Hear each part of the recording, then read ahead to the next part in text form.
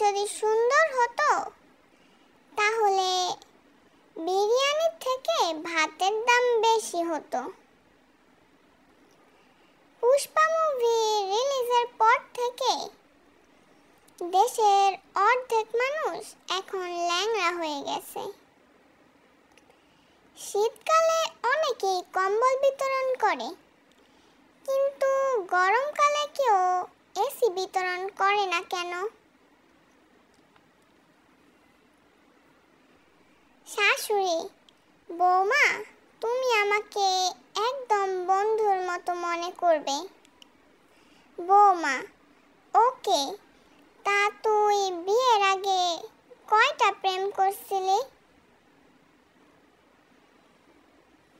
ভাবছি বিয়ের পর ঘর জামাই হয়ে থাকবো, তারপর দেখব বউ কিভাবে রাগ করে বাপের বাড়ি যায়।